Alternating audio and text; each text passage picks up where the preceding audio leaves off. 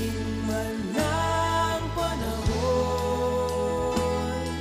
mananatili sa'yo, Panginoon.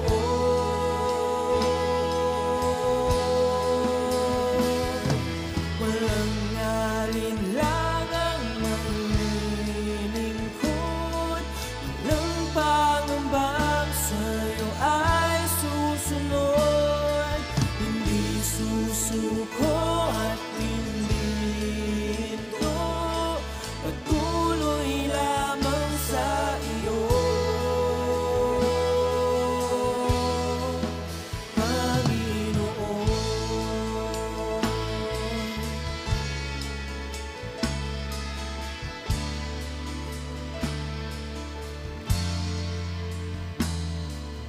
Ikaw ang aking paglilingkuran, kahit saan dalhin. Ikaw ay lagi kong susundin, anuman ang suliranin. Lahat ay aking kakayanin, pagkat ikaw ay kapiling. Subukin man ng panahon, mananatili sa'yo, Panginoon.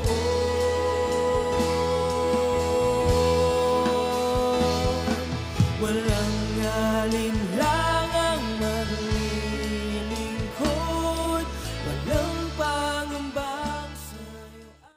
Amen. Praise the Lord. Magandang araw sa ating lahat. Magandang gabi, aking mga kapatid, kamanggagawa kay Kristo Jesus. Narito na naman tayo sa ating pong programa ng Tinig ng Pag-asa. No, na ating pong patuloy na sinusubaybayan at tinutunghayan. At tayo dito nag-aaral ng salita ng Diyos upang patuloy na lumalim pa ang pagkaunawa natin sa ating Panginoon maging sa kanyang mga salita. No? Kaya narito po tayo sa ating unang serye, no? Ang ating pong serye sa buwan, no, ng Setyembre ay ating pong tatalakayin sa gabing ito, mga kapatid, no? Kaya praise the Lord. Ay bago po 'yon, mga kapatid, bago po tayo dumako sa ating pong pag-aaral, samahan niyo muna po ako na manalangin sa isang mismong panalangin upang tayo patuloy na gabayan ng ating Panginoon. Praise the Lord. Hallelujah. Magandang umaga, magandang gabi, magandang hapon at magandang araw, Panginoon, na amin pong pinaglilingkuran. Salamat po, Panginoon, sa iyo pong binibigay sa amin na pagpapala. At sa pagkakataong ito, Panginoon, patuloy kami nagpapakumbaba sa iyong harapan. Inamin namin, Panginoon, na kami po'y walang magagawa kung kami po'y malayo sa iyo.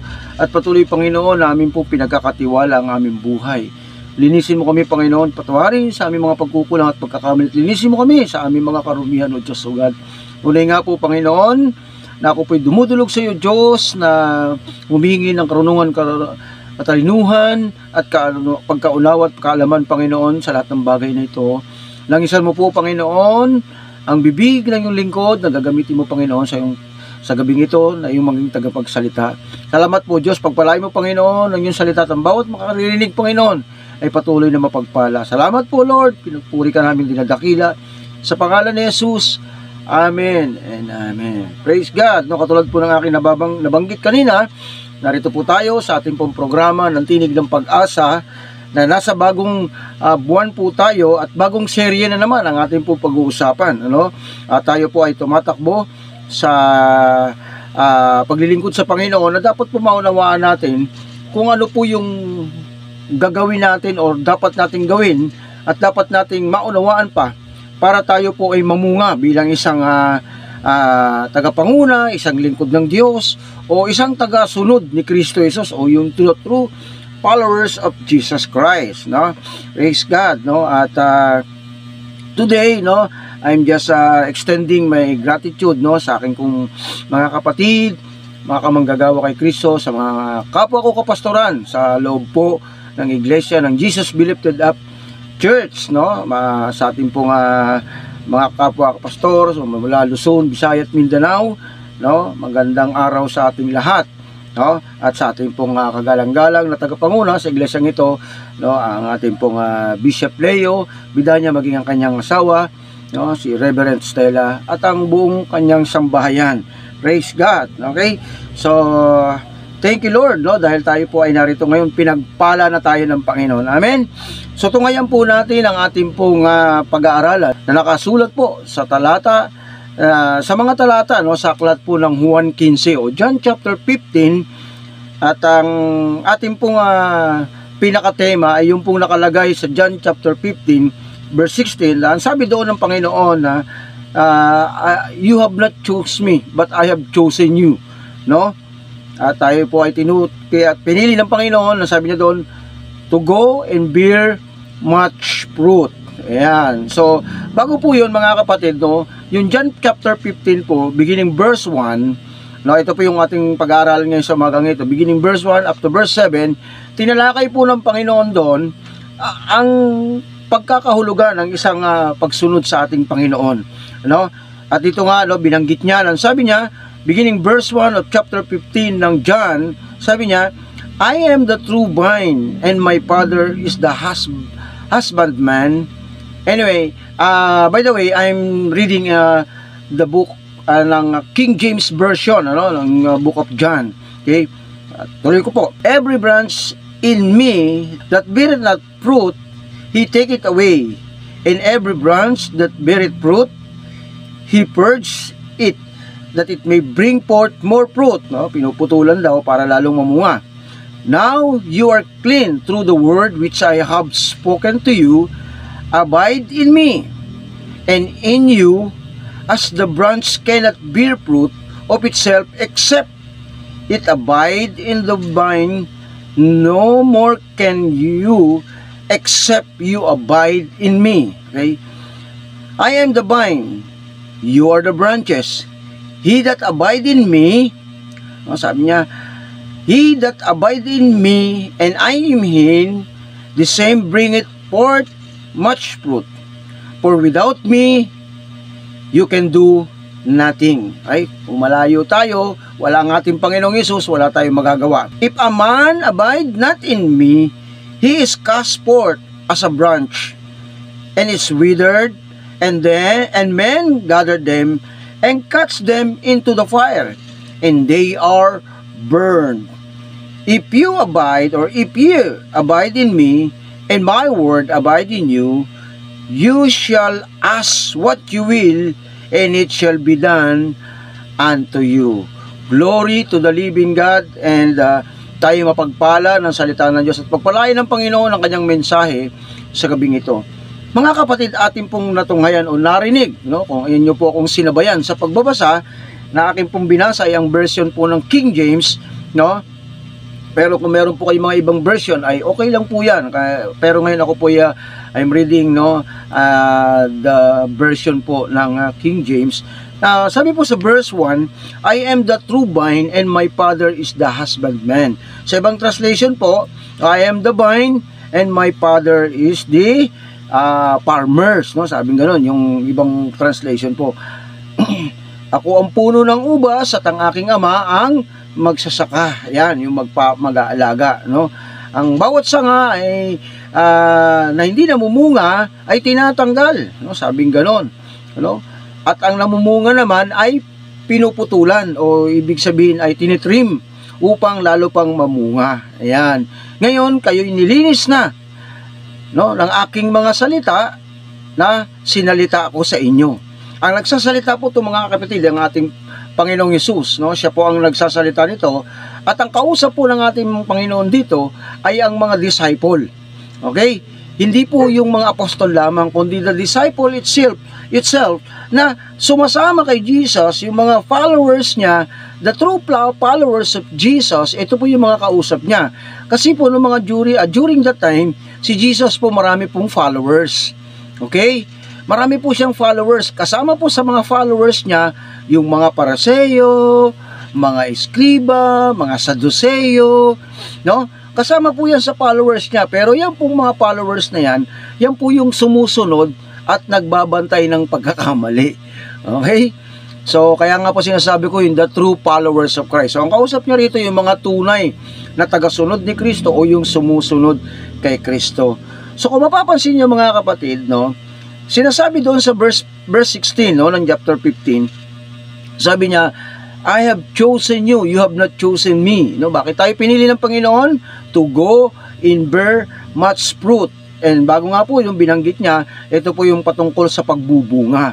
So, ito po yung pagbibigyan natin ng pansin para makuha po natin yung ibig sabihin, no? yung pinapakahulugan po ng ating Panginoong Hesus doon po sa verse 16 na sabi niya, I choose you to go and bear much fruit. No? So dito po sa mga idea po na pinakita niya rito mga kapatid, dito po sa beginning verse 1 up to verse 7, ipinakita niya na po, no, kung paano ang tamang pamamaraan o yung pamamaraan na gusto ng Diyos, hindi po yung pamamaraan na gusto natin, para tayo po ay makapamunga. For example, no, ang isang church, no, ay nais ng Panginoon na mamunga, lumago, dumami. Ano? Pero hindi naman nais ng Panginoon na marami nga, pero hindi masarap yung bunga. Ano pong ibig ko sabihin? Ibig sabihin, marami nga yung nasa church, pero hindi naman spiritually growth, hindi lumalago. Okay? At marami nga yung bunga, pero yung iba, sabi nga ay mapait. Yan, no? Kahit ngayon, mapapansin nyo, maraming puno ngayon, maraming puno na mumunga, no? Pero hindi naman lahat pare-parehas ang bunga. Okay, yung iba minsan mapait, no? Katulad po ng puno ng nanay ko, doon po sa lugar namin sa Bataan, meron po kaming puno ng rambutan, no? Minsan po, namitas ako nung nakaraan, matatamis naman, pero may napitas po ko, may balat, ang laki ng bunga, may balat, pero binuksan ko, wala yung laman, wala kang kakaining laman. So, parang ganito po yan mga kapatid. So, ang hinahanap po ng Panginoon dito ay yung mamumunga. Okay? Yung sanga na mamumunga. Ngayon, mapapansin nyo dito mga kapatid, na kung ilang beses binanggit ng ating Panginoong Hesus sa kanyang mga disipulo o sa kanyang mga tagasunod, yung pong tinatawag na abiding. Okay?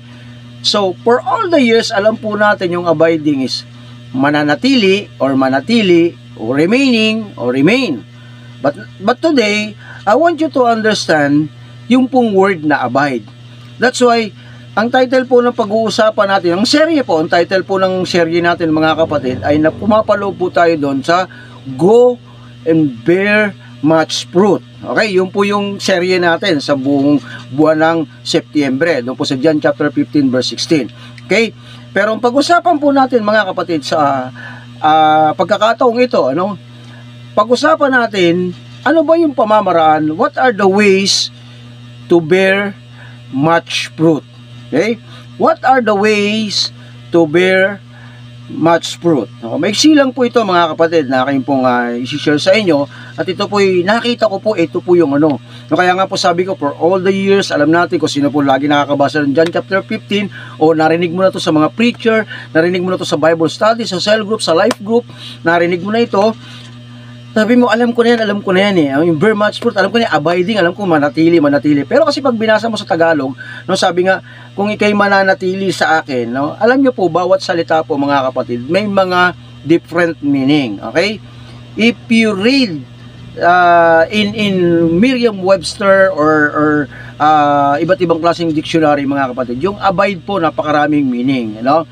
But this, no, dito po sa biblical perspective, ano, pinakita po ng Panginoon what is the meaning of abiding, to bear much fruit. Okay? Are you ready? Okay. What are the ways to bear much fruit? Okay? Yan po yung tanong. At ito masagot. Ways to bear much fruit. Number 1, the Bible says in the John chapter 15 verses 4 and 5, no, if you going back, read mo ulit siya, basahin mo ulit, sabi doon ng ating Panginoon, abide in me, and I in you, as the branch cannot bear fruit of itself, except it abide in the vine. How many times? How many times na po binanggit? 3 beses na po. It's abide, sabing ganon, in the vine. no more can you, except ye abide in me. Pang-apat po, I am the vine, you are the branches. He that abideth in me. Pang-lima, and I am him, the same bringeth much fruit, for without me, you can do nothing. Number one ways to bear much fruit, o unang paraan para magbunga, no? Magbunga ng sagana. Alam niyo mga kapatid, balikan ko lang po bago ko po discuss to. Alam niyo yung ibig sabihin ng saganang bunga? Hindi ka lang basta maraming bunga. Okay ba 'yon?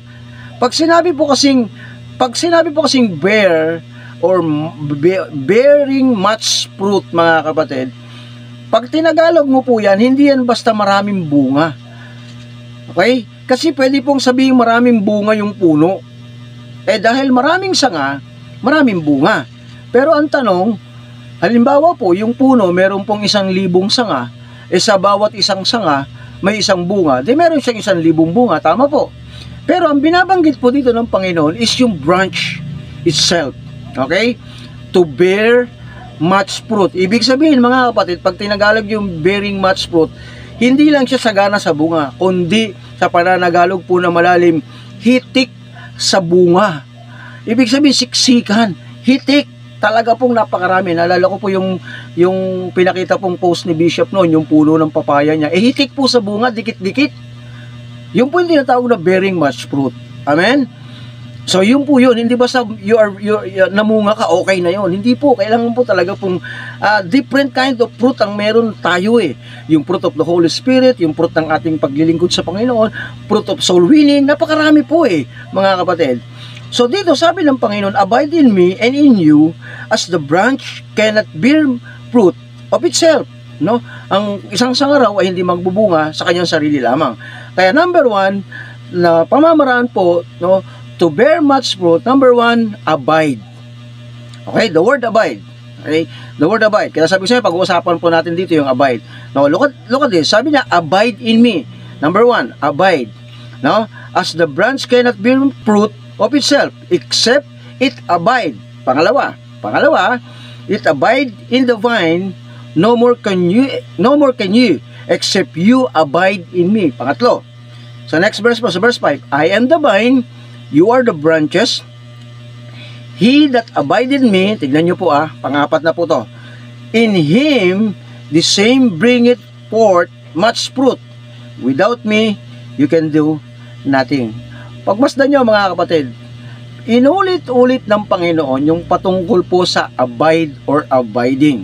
No, if you read it in NLT, New King James Version, or sa NIV, no, sa Amplified Version, ang nakalagay po dyan, remain.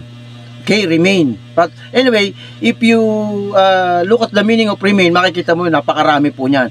But ang pinag-usapan po natin is abide or abiding or abode. No, it's past tense po. Okay? Number one, abide. Number one, abide. Ano ibig sabihin dito ng Panginoon? Sa verse 4 and 5 na abide, that means to stay with. Okay? To bear much fruit, number one way is to abide or to stay with. Mananatili ka. Saan? Saan ka mananatili? Sabi niya ganon, abide in me. Sino po nagsasalita?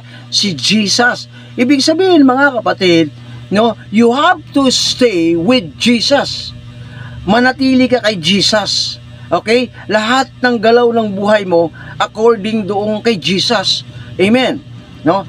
Lahat ng iisipin mo is according to kay Jesus. Lahat na sasabihin mo is according to Jesus. Why? Kasi ang gusto ng Panginoon, nariyan ka lamang sa tabi niya. No? Nandiyan ka lamang. Ayaw ng Panginoon na malayo ka. That's why our Father God, no, gumawa siya ng pamamaraan para tayo ay mapalapit sa Kanya sa pamamagitan ni Yesu Kristo. No, ipinadala niya ang kanyang anak, no? For God so loved the world, in John chapter 3 verse 16, He gave His only begotten Son, that whosoever believeth in Him shall not perish but have everlasting life. So mapapansin natin ito mga kapatid, na gumawa ang Panginoon ang ating Diyos upang ng paraan upang tayo po ay magkaroon ng reconciliation, and that is one reason na bakit ginawa ng ating Diyos Ama na ipadala ang kanyang nag-iisang anak. Okay? Kaya sabi ni Jesus, abide in me and I in you. Okay? So, yung ibig sabihin ng abide niya rito is to stay with, manatili, or sabi nga sa translation, remain. Okay? Manatili ka sa Panginoon. No? Alam niyo po ba si David? Si David po ay pinagmulan po ng angka ni Jesus. Okay? Pagka yan po ay sinundan mo, mga kapatid, basahin niyo po sa aklat po ng Matthew, no? Chapter 1, nandiyan po yan, yung pasimula ng pagsilang po nung ni Jesus, no? Si David po kasi talaga po, kaya nga sabi ni Bartimeo, di ba? Jesus, anak ni David. Bakit sinabi ni Bartimeo yun? Dahil si Jesus under po sa bloodline ni David. Now, take a look what David says. Tignan nyo, wala pa po dito yung physical na Jesus, wala pa po dito. So, lumang tipan po ito. Pero nakanoon na po si Jesus, existing na po siya. Since the beginning of the world, nandito na po si Jesus. Pero wala pa pong physical. Hindi pa nakikita yung kanyang katawang tao. Okay? Tignan nyo, sabi ni David, Psalms 91 verse 1, I know and I believe, marami po nakakalam nito at nakaka-recite po nito at nakakabisa po nito. Ito po ay ginawang assignment, naalala ko po, ginawang assignment po sa atin ito ni Rev Stella, na kailangan daw po ay na-review natin itong buong Psalm 91. Okay, Psalm 91 verse 1, sabi niya, He that dwelleth in the secret place of the Most High shall abide under the shadow of the Almighty. Ulitin ko po, sabi ni David, He that dwelleth in the secret place of the Most High shall abide under the shadow of the Almighty. Okay? Shall abide under the shadow of the Almighty. Siyang tumatahan sa lihim na dako ng kataas-taasan ay mananatili sa lilim ng kapangyarihan ng makapangyarihan sa lahat. Kaya tayo sinasabihan ng ating Panginoong Jesus na abide in me and in you just because Jesus wants to protect you from darkness. Naiintindihan niyo po ba? Tingnan sabi ni David dito, sabi niya, siyang tumatahan, he that dwelleth, nakapanahan. Kapag ka naroroon ka sa presence ng Panginoon, nananatili ka sa presensya ng Panginoon, mga kapatid, no, ang sabi doon ay mananatili sa lilim ng makapangyarihan sa lahat. Sino ba yung makapangyarihan sa lahat? Ang ating Panginoong Yesus, ang Diyos na buhay. Kaya sinasabi ng Panginoon dito, alam niyo mga kapatid, kung tayo po ay patuloy na mananatili sa presensya ng Panginoon at tayo po ay laging naroroon sa presence ng ating Panginoong Yesus, mga kapatid, ako po ay naniniwala na ang iyong tawag nun, ang iyong pagiging isang branch, no, ay talaga pong masigla. At ang sabi nga po doon, no, mananatili ka sa lilim, nakakanlungan ka, hindi ka stress, no? Alam niyo po ba yung alam niyo, example ko po sa inyo mga kapatid, yung pong puno. Yung pong puno mga kapatid, kahit anong klaseng puno, pag yan po ay na-stress, hindi po yan makakapamunga. Babalikan ko po, meron po kaming puno ng rambutan. Yung po yung nasa tabi ng bahay ng nanay ko. Nung nirenovate po yung bahay ng nanay ko, nagtayo po sila ng extension, pinutulan po yung puno ng rambutan. Alam nyo po, yung year na yon or 2 years po, mga kapatid, na hindi po talaga namunga yung rambutan. Kasi ang laking sanga po yung pinutol no, dahil po tumama doon sa bahay. Kumbaga po, no, sabi nga po ng mga agriculturists, yung puno, yung ganyang klase, na stress yan. Kasi yung sangang pinutol sa kanya, tagang grabe po mamunga. At pinutol, no? So, kinakailangan niyang mag-recover uli. No, yung recovery period na tinatawag nila. Ano? At ang puno, pag kaya nakaranas ng bagyo, no? Ayan, natumba, naputol ang sanga. Pansinin niyo po talagang hindi namumunga. Alam niyo mga kapatid, no? And so, if you are not abide, no? Or stay with the presence of God, mga kapatid, you are prone to be stressed. Pagka hindi ka naroon sa presensya ng Panginoon, malapit ka sa patulad ng isang puno, may stress ka.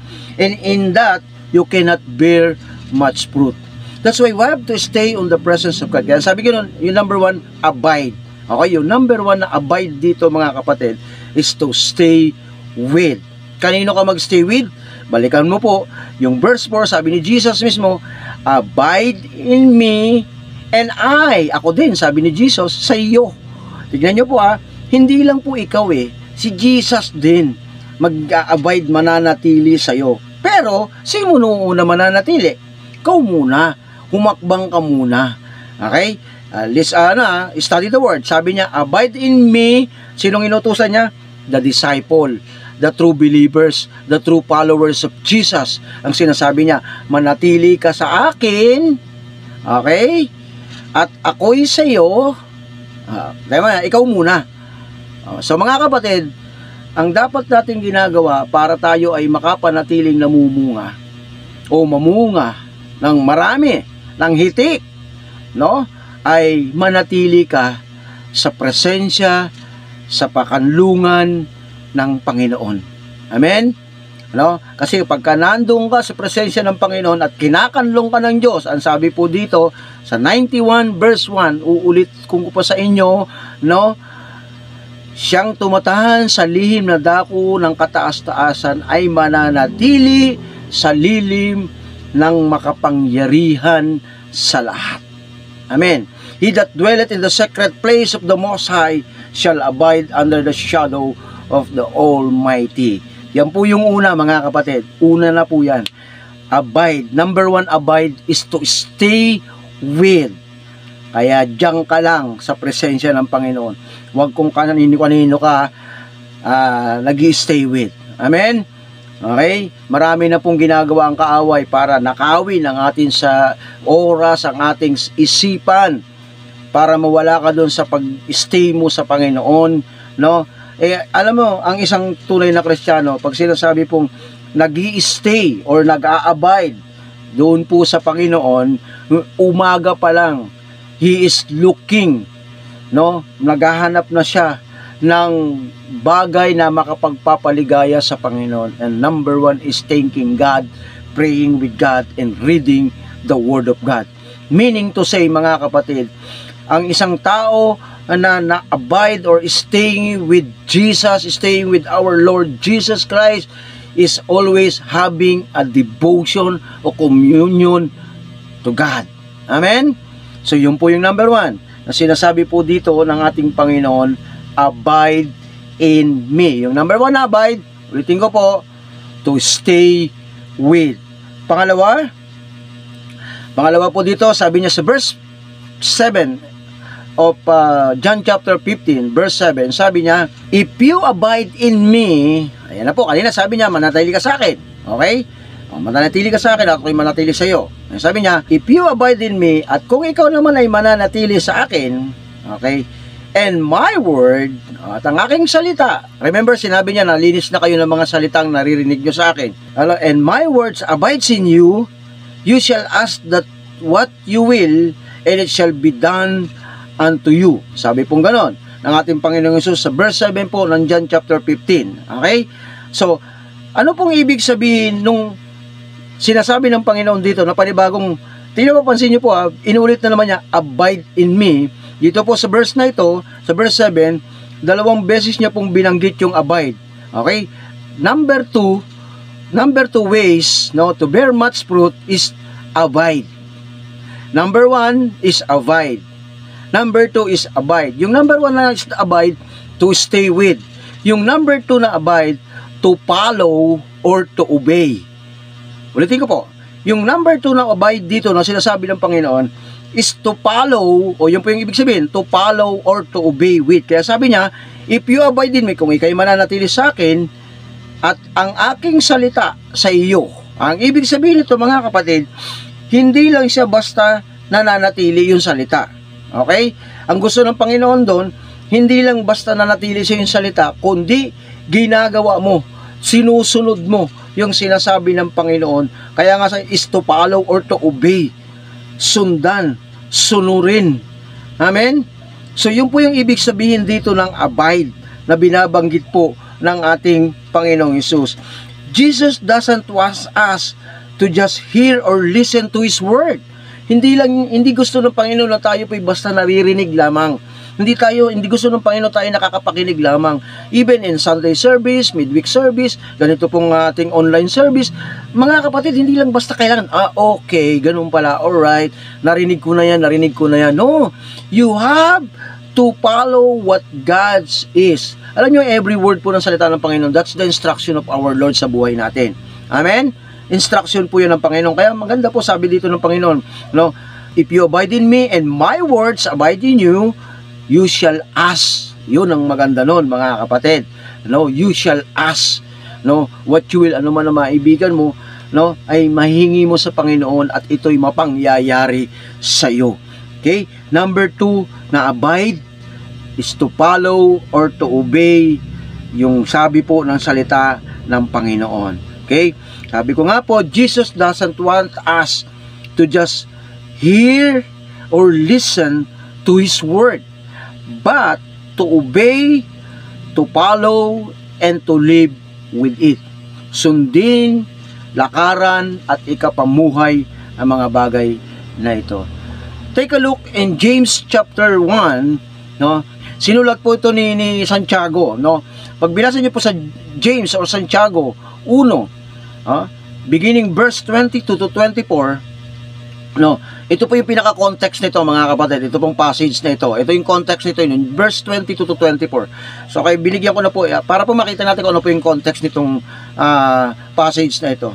Sabi dito ni James, no, but don't just listen to God's words. No? You must do what it says. Otherwise, you are only fooling yourselves. For if you listen to the word and don't obey, it is like gazing at your face in a mirror. You see yourself, walk away, and forget what you look like. No? So James chapter 1 verse 22 and 24. Ito po yung context yan, mga kapatid. Sabing ganon, huwag ka lang basta nakapakinig ng salita ng Diyos. Dapat ginagawa mo ito. Ano? You must do it. You must do what it says. Gawin mo kung ano yung sinabi. No? Otherwise, you are only fooling yourself. No? Kung di mo raw ginagawa ito, niloloko mo lang yung sarili mo. Para kang, for if you listen to the word and don't obey, no, kung pinakinggan mo lang daw po yung salita at hindi mo sinunod, no, katulad ka lang ng isang tumingin sa salamin at pagkatapos ay umalis. Ano? At kinalimutan na kung ano yung itsura niya. Okay, nakita niya may tahilan, no, merong dumi sa mukha. Kinalimutan niya, no, tiningnan niya lang sarili niya sa salamin. Okay, wala siyang pakialam. Okay, ito po yung context nito. At ang sabi nga po doon sa abide is to follow or to obey. Okay, ng ating Panginoon. Ang sabi niya doon, if you abide in me and my words, kaya po yung salita ng Panginoon, hindi basta nananatili lang, kundi ito po'y sinusunod natin, sinusundan natin. Kaya kinakapamuhay natin, nakikita sa atin, nagmamanifest sa atin. Amen? So marami pong sabi ang Panginoon sa atin na dapat nating ginagawa para po maunawaan natin ang kanyang kapahayagan. Ano? Nakakalungkot lang po, marami pong mga Kristiyano ngayon, no?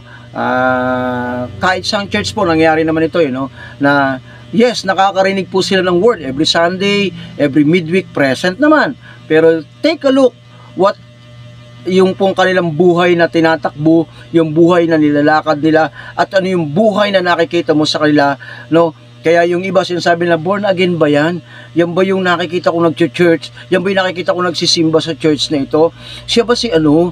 Kasi nga po, hindi ginagawa yung naririnig na salita ng Panginoon. Amen? No? Ito lang po nakakalungkot, no? Ako po naniniwala, no, na and I'm praying, no, na wala sa atin noon. Kung meron man, nga kapatid, kung naririnig mo to, magbago ka na. Ano 'yun? Ano? Ito po yung nakakalungkot na ako pong alam ko po ito at alam nyo ito. Marami pong mga Kristiyano na nagsasabing born again Christian or Christian sila, kulang po ang kanilang daily devotion or minsan wala pang devotion. Sa umaga hindi na nagpe-pray, hindi nagbabasa ng Bible. Amen.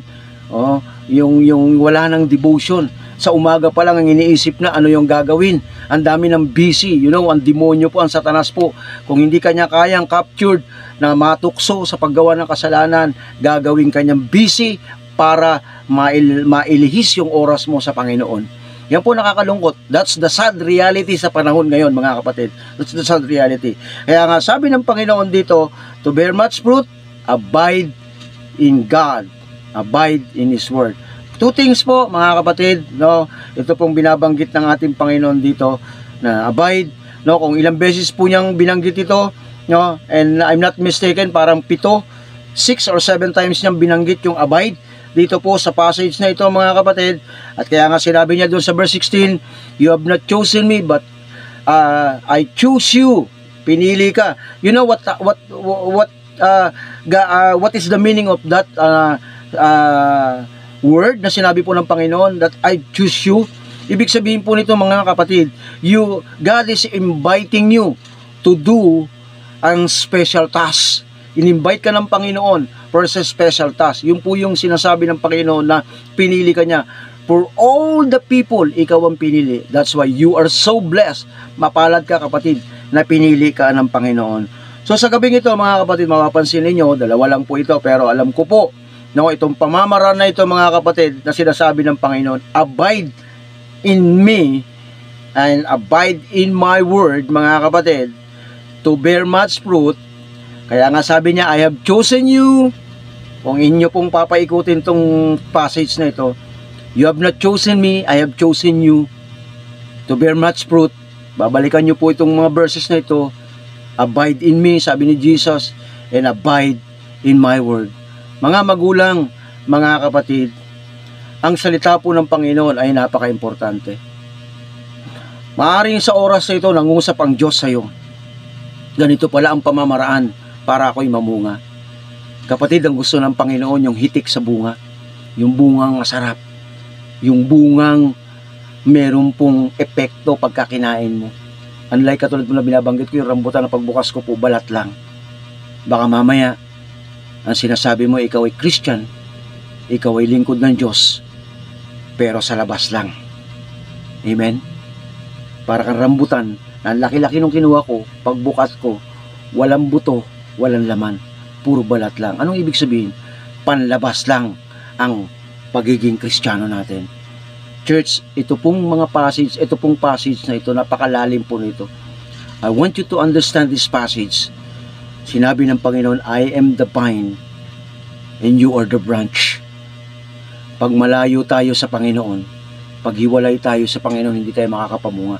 That's why ito pong abiding na inidiniin po ng Panginoon ay dahil gusto niya, ang sabi niya sa verse 16, go and bear much fruit. Hindi niya po in-specify kung anong bunga, pero ang gusto po ng Panginoon, ikaw ay mabungang Kristiyano. Amen? Sabi niya dito, no, kung babalikan po natin, mga kapatid, sa verse 7, sabi niya, if you abide in me and my word abide in me. Yung salita daw niya ay nananatili sa atin. In you, sabi niya, you shall ask what you will and it shall be done unto you. Church, baka nagtataka ka, bakit Panginoon ang dami kong prayer sa iyo, hindi mo ko dinidinig? Bakit ang tagal-tagal na ng prayer ko hanggang ngayon wala pang kasagutan? Bakit Lord, hallelujah, bakit ganon? Tanungin mo yung sarili mo, may bunga ka na ba? Nagbunga na ba yung pagiging Kristiyano mo? Nakikita na ba yung bunga sa'yo? Okay? Hindi lang basta umaaten ka, kailangan mo, you have to bear much fruit. Hindi ka lang basta nag-grow. Okay? Hindi ka lang basta lumalago. But you are also, okay, bearing much fruit. No, hindi lang basta nag-grow eh. Walang binanggit si Jesus dito na mag-grow eh. Kaya, kasi, paano mamumunga ng marami kung hindi nag-grow? Tama? So kaya dito, nag-grow na. Kaya lang kailangan mamunga. So hindi lang basta nag-grow ka. Kailangan may bunga. Kaya si Jesus, you are so blessed with God, with Jesus. He has selected you, He has chosen you, and you are invited for the special task na sinasabi po ng Panginoon. And that task is to bear much fruit. Church, ang salita ng Panginoon na ito, ako po'y naniniwala na tatanim at tatatak sa puso natin. Kaya naman, sa gabing ito, patuloy nating lakaran ang salita ng Panginoon. Manatili tayo sa Kanya at huwag po tayong palilin lang sa kaaway. Mag-ingat po tayo sa mga bagay na magnanakaw ng oras natin. So praise God, no? Tayo po'y pinagpala ng Panginoon at alam ko po na may natutunan tayo. So sa gabi ito, samahan niyo po ako sa maiksing pananalangin na tayo po ay pinagpala ng Panginoon. Father God in heaven, Lord, maraming salamat po Panginoon sa iyong salita na binigay sa amin, na ibinahagi sa amin Panginoon. Na truly, Lord, every believers, your followers of God must abide in you and abide in your word. Salamat po Panginoon, pagpalain mo bawat isang nakapakinig, nakapag-aral Panginoon sa gabing ito. Patuloy Panginoon Lord na pagpalain mo sila. Lord, dinadalain ka Panginoon na sino man o Diyos ang may karamdaman ay patuloy Panginoon Lord na dideklara ko ang kagalingan o God. Thank you Lord for the blessing o Lord. Hallelujah. At dalangin ko Panginoon ang patuloy na paglago ng bawat isa at pananatili sa iyo lamang, Panginoon. Salamat po, Lord, sa pangalan ni Jesus. Kapatid, kung ikaw ay ngayon lamang nakatunghay sa gawain ito, alam ko na nag-usap ang Panginoon sa iyo at pinagpala ka na.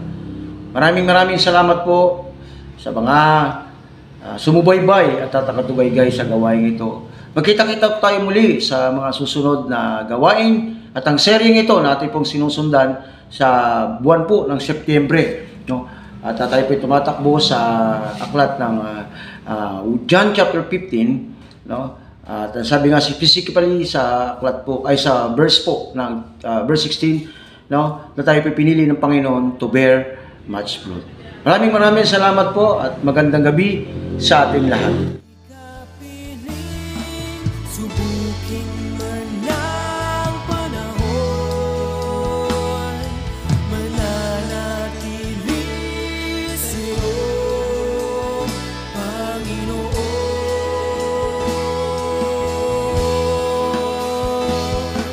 Walang alinlangan